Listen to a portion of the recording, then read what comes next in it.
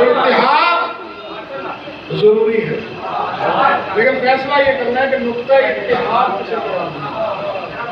اب یہ بتاؤ، محمد الرسول اللہ کہنے کے بعد یہ فیصلہ کرو کہ آپ کدھر والے ہیں۔ توجہ ہمارے یعنی لوگ آج تک ہمیں یہ آیتیں سناتے تھے، آج ہم انہیں یہ سنا رہے ہیں۔ ولایت کیا؟ اب میں آگے آؤں، ولایت قرآن میں سورہ آل عمران میں آیت نمبر 103 توجہ فرماتے ہیں، واعتصموا بحبل اللہ جمیعا ولا تفرقوا۔ توجہ، تم سب مل کر اللہ کی رسی کو مضبوطی سے پکڑ لو، تھام لو۔ جب تم سب مل کر اللہ کی رسی کو مل کر پکڑو گے تو اس وقت تفرقہ بھی نہیں ہوگا بلکہ اتحاد ہوگا۔ اتحاد ضروری ہے نا، نقطہ اتحاد کیا ہوگا۔ اور الحمدللہ ممبر پہ بیٹھ کے کہہ رہا ہوں، لاہور میں پہلی مرتبہ آپ کے سامنے پڑھ رہا ہوں، یہ جو معنی میں آج بیان کرنے لگا ہوں یہ آج تک کسی خطیب نے بیان نہیں کیا۔ ولایت کے بہت سارے معنی ہیں، سینکڑوں معنی ہیں۔ ولایت کا ایک معنی کیا ہے؟ بل کھاتے ہوئے آپس میں لپٹ جانا۔ توجہ، آیت کیا ہے؟ واعتصموا بحبل اللہ جمیعا ولا تفرقوا۔ سارے مل کر آپس میں مل کر مضبوطی سے اللہ کی رسی کو تھام لو۔ جب تھام لو گے تو اتحاد ہو جائے گا، متحد ہو جاؤ گے۔ ولایت کا معنی کیا ہے؟ ولایت کا ایک معنی، جہاں پہ ولایت کا معنی محبت، دوست، حاکم، اولا بالتصرف، وہاں پہ ولایت کا ایک معنی جا کر لغت اٹھا کر دیکھیے، بل کھاتے ہوئے، میری طرف دیکھیے، بل کھاتے ہوئے آپس میں لپٹ جانا، یعنی جب بل کھاتے ہوئے آپس میں لپٹو گے تو اس کا معنی بنے گا ولایت۔ اللہ کہتے ہیں آپس میں مل کر مضبوطی سے اللہ کی رسی کو پکڑ لو۔ جب تک بل نہیں آئیں گے رسی کا تصور ہی نہیں پیدا ہوگا۔ یعنی اللہ بیان کرنا یہ چاہ رہا ہے کہ جب تک ولایت کے پر عقیدہ نہیں رکھو گے اس وقت تک رسی نہیں بن سکتی۔ جب تک رسی نہیں بنے گی تم اسے پکڑ نہیں سکتے، جب تک تم اسے پکڑ نہیں سکتے تب تک متحد نہیں ہو سکتے۔ تو سب سے پہلے ضروری ہے کہ اتحاد اس وقت ضروری ہوگا جب تم ولایت علی پر عقیدہ رکھو گے۔ جب ولایت علی کو مضبوطی سے تھامو گے تب آپس میں اتحاد ہوگا، تب مسلمانوں کا تفریقہ ختم ہوگا، تب مسلمانوں کے دل کے اندر جو ایک دوسرے کے لیے بغض و عناد ہے وہ ختم ہوگا، اور پھر اس مقام پر آئیں گے کہ جہاں پہ اللہ کے رسول نے فرمایا تھا کہ مثل اہل بیتی کمثل سفینۃ نوح، میری اہل بیت کی مثال کشتی نوح جیسی، جو اس میں سوار ہو گیا فنجا، وہ نجات پا گیا، جو اس میں سوار ہونے سے رہ گیا وہ غرق ہو گیا۔ اب ہمیں یہ نہ بتاؤ ہم بھی اہل بیت کو مانتے ہیں، یہی کہا جاتا ہے نا، ہم بھی اہل بیت کو مانتے ہیں، ہم بھی کرتے ہیں۔ بھائی ہم کہتے ہیں آپ، ہم بھی کہتے ہیں، ہم کہتے ہیں ہم ہی کرتے ہیں۔ یہ کیا محبت کا دعویٰ ہوا کہ محبت اہل بیت سے کرنے کا دعویٰ کر رہے ہیں، کشتی کسی اور کی میں بیٹھے ہیں۔ نجات اگر مسلمان چاہتا ہے تو اسے اہل بیت کا دامن تھامنا، لَن يَفْتَرِقَ حَتَّى يَرِدَ عَلَيْهِ الْحَقُّ۔ پیغمبر فرماتے ہیں آپس میں ہرگز جدا نہیں ہو حتیٰ کہ میرے پاس حوض کوثر کی عزیزان گرامی، یہ محبت اہل بیت ہوگی۔ ولایت جب تک نہیں ہوگی تصور ولایت نہیں ہوگا، اس وقت تک کسی بھی شعبہ ہے زندگی میں آپ کامیابی حاصل نہیں کر سکتے۔ کیوں؟ اس لیے کہ اسی ولایت اور رسالت کو اور توحید کو بچانے کے لیے علی کے بیٹے نے قربانی دی۔ گفتگو کا سلسلہ انشاءاللہ جاری رہے گا، لیکن رونے کے ایام ہیں۔ آج یکم محرم ختم ہو رہی ہے،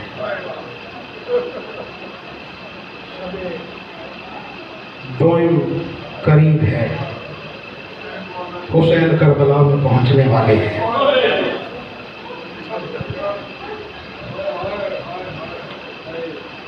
میں چونکہ پہلی مرتبہ پڑھ رہا ہوں، آپ کو بھی اللہ نہیں ہے، میں مصائب میں بخل نہیں کرتا، کبھی میں نے مصائب میں بخل نہیں کرتا، اور آپ سے بھی گزارش کروں گا کہ کبھی بھی شرما کر نہ روانا ہے۔ کیوں؟ اس لیے کہ اللہ جانے کس کے پہلو میں سید سجاد بیٹھے ہیں۔ اپنی آوازوں کو آزاد چھوڑیے، اور میری ماؤں بہنوں میں اللہ جانے کس کے پہلو میں وہ بیوی بیٹھی ہو جو سیدھے ہاتھ سے تسبیح بھی نہیں کر سکتی تھی۔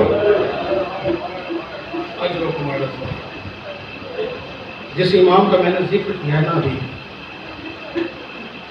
35 سال سید سجاد اپنے بابا حسین کی شہادت کے بعد 35 سال خون روئی نے۔ جہاں جہاں تک میری آواز آ رہی ہے میں بڑے آرام سے مسائل کروں، میرے خیال سے 35 سال سید سجاد پانی نہیں ہے۔ سنیں گے جملہ کسی کا دل دکھے مجھے معاف کیجیے گا، جب 95 ہجری میں 61 ہجری میں امام شہید ہوئے، 95 ہجری میں سید سجاد کو جب زہر ملا نا تو زہر کی وجہ سے تڑپ رہے تھے، تڑپتے تڑپتے رخ پھیرا اپنا کربلا کی طرف، ہاتھ جوڑ کر کہتے بابا حسین سجاد کو معاف کر دینا، جو آپ پر رونے کا حق تھا سجاد ادا نہیں کر سکا۔ جن کی ہائی نکلی ہے مولا پر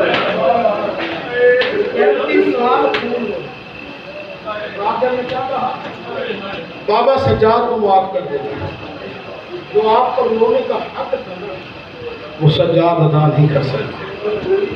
ہاں عزادارو، 28 رجب کو حسین نے مدینہ چھوڑا۔ میں نے کہا آپ نے سن لیا، 28 رجب کو آپ تصور کریں کہ 20-30 سال اگر کوئی کسی شہر میں کسی گاؤں میں رہا ہو نا، اور اچانک اسے کہا جائے کہ تم یہ شہر یہ گاؤں چھوڑ کر چلے جاؤ، اور پھر اسے یہ بھی پتا ہو کہ میں نے اب کبھی واپس نہیں آنا، دل پہ ہاتھ رکھ کر مجھے جواب دیجئے پھر اس پر کیا گزرے گی۔ وہ حسین جو مدینہ میں اس دنیا میں تشریف لائے، جو نانا کے سینے پہ سونے کے عادی تھے، جسے رسول نے اپنے شانوں پہ سوار کرایا، جو مہر نبوت پہ سوار ہوتے تھے، اس حسین سے کہا جائے کہ بیعت کرو، اور اس حسین سے ایک رات میں مدینہ چھڑوایا جائے، اس حسین پر کیا گزرے گی۔ 28 کو حسین مولا نے مدینہ چھوڑا، بڑا رونا ہے۔ حسین مقتل کے جملے ہیں کہ اپنے نانا کی قبر پہ عموماً پڑھا جاتا ہے کہ حسین ایک مرتبہ تشریف لے گئے، نہیں عزادارو، 3 مرتبہ حسین نانا کی قبر پر گئے ہیں۔ ایک مرتبہ گئے، گفتگو کی، مناجات کی، دعائیں مانگی، واپس آئے پھر گئے، پھر واپس آئے پھر گئے، اور جب آخری مرتبہ مقتل کے جملے ہیں کہ جب حسین نانا کی قبر پر جا رہے تھے نا تو زمین پر قدم ایسے رکھتے تھے جیسے کوئی حکمران بادشاہ قدم رکھتا ہے، جمع جمع کے حسین قدم رکھ رہے تھے جیسے کوئی کوہ با وفا کوہ با وقار جا رہا۔ نانا کے روزے پر گئے، قبر پہ حسین نے اپنے رخسار رکھے اور سو گئے۔ علماء سے پوچھا گیا حسین نے نانا کی قبر پہ رخسار کیوں رکھے؟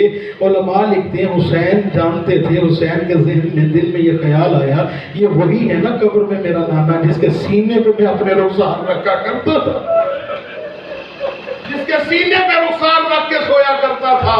آج اس کی قبر پہ رخسار رکھ کے سو رہا ہے. نانا سے الوداع کیا, بھائی کی قبر پہ گئے. بھائی کی قبر پر بھی ایسے ہی گئے جیسے جمع جمع کے پاؤں رکھتے ہیں. اور پھر آخر میں ماں کی قبر پر گئے, اور ماں کی قبر پہ علماء لکھتے ہیں مقتل میں حسین ایسے نہیں گئے جیسے نانا کی قبر پر گئے تھے, جیسے بھائی کی قبر پر گئے تھے. ماں کی قبر پر ایسے گئے جیسے کوئی بچہ اپنی ماں کے پاس جاتا ہے, اے اماں تیرا غریب حسین آ رہا ہے, اے اماں میں مدینہ چھوڑ کے جا رہا ہوں. قبر زہرا سے آواز آئی, حسین تو اکیلا نہیں جا رہا, تو مدینہ چھوڑے گا, میں بقی چھوڑ دوں گی. اجرکم علی اللہ. حسین رخصت ہونے کے لیے رخصت ہو کر واپس آئے. عباس مولا سے کہا, عباس ساری بیویوں کو جمع کرو, محمل لگاؤ. سواریوں کو محمل رکھے گئے, ایک ایک بیوی کو نام لے کر بلایا جاتا تھا. جناب عباس نے کسی بیوی کا نام لیا, آواز دی. حسن کی بیوہ امام حسین نے کہا, قاسم جاؤ جا کر ماں کو سوار کراؤ. جناب قاسم گئے, ماں کو جا کر سوار کیا. پھر کسی نے آواز دی, حسین کی زوجہ لیلا آ رہی ہے. سنیے گا حضرت, حسین کی زوجہ ام لیلا آ رہی ہے. جانتے ہیں مولا نے کہا, اکبر جاؤ جا کر ماں کو سوار کراؤ. علی اکبر گئے, جناب ام لیلا کو سوار کرایا. پھر کسی نے کہا کہ علی کی چھوٹی بیٹی ام کلثوم آ رہی ہے. مولا حسین اپنی مسند پر بیٹھے. مولا نے کہا, عباس جی آقا جاؤ جا کر بہن کو سوار کراؤ جو رونے کے لیے بیٹھے ہو. اب آواز آئی, علی کی بڑی بیٹی زینب آ رہی ہے. سن لیا جملہ, علی کی بڑی بیٹی زینب آ رہی ہے. حسین بیٹھے ہیں, دائیں اکبر ہیں, بائیں قاسم ہیں اور عباس ہیں. ادھر سے جیسے یہ نام سنا, ادھر سے عباس چلے, ادھر سے قاسم چلے, علی اکبر چلے, اونا محمد چلے. جناب امام حسین نے جناب عباس سے کہا, عباس بہن کو سوار کراؤ. عباس آگے بڑھے. آقا زادی نے کہا, عباس نہیں, میں آج تم سے سوار نہیں ہوں گی. علی اکبر آگے بڑھے, اکبر بیٹا میں آج تم سے بھی سوار نہیں ہوں گی. جو رونے کے لیے بیٹھے ہو سنیے جملہ. قاسم آگے بڑھے, قاسم بیٹا میں آج تم سے بھی سوار نہیں ہوں گی.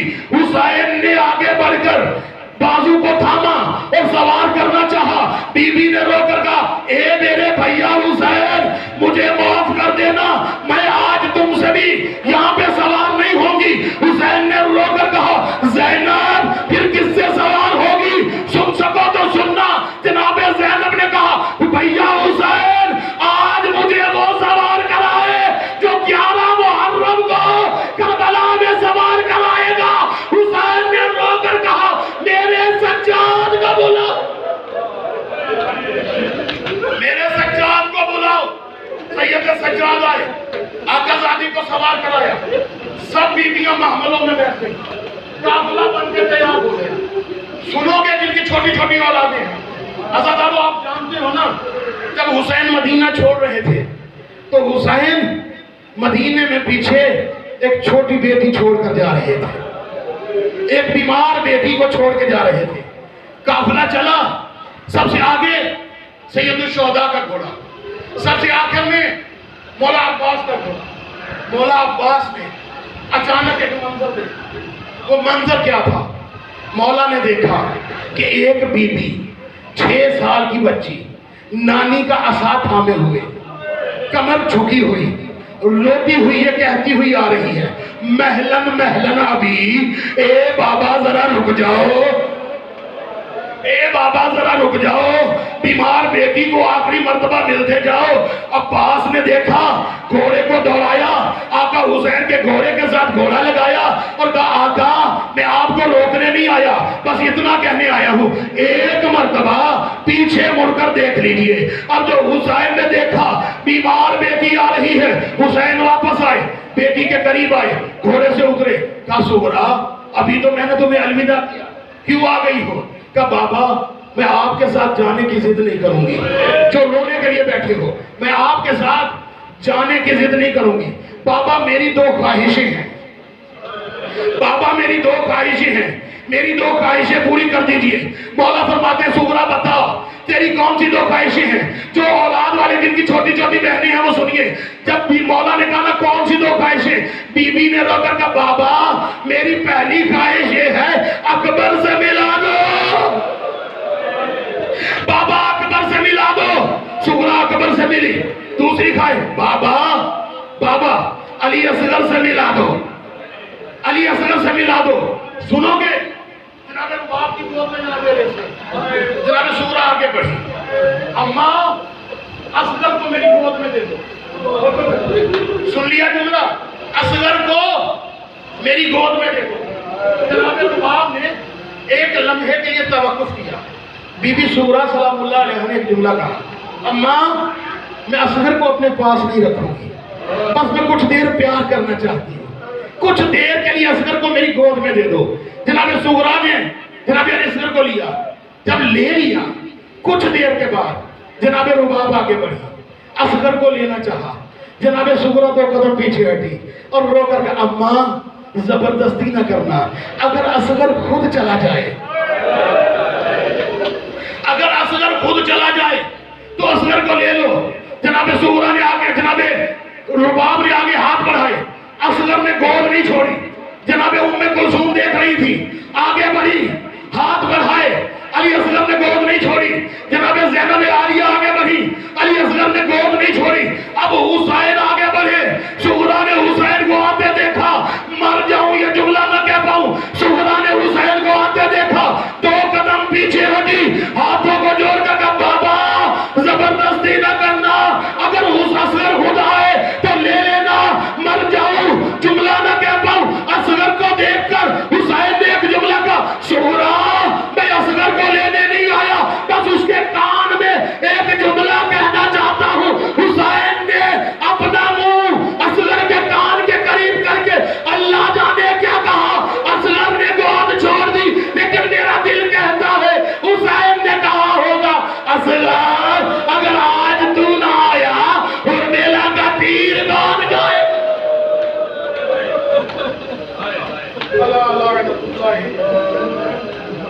علی قوم الظالمین وسيعلم الذين ظلموا أي منقلب ينقلبون. إنا لله وإنا إليه راجعون.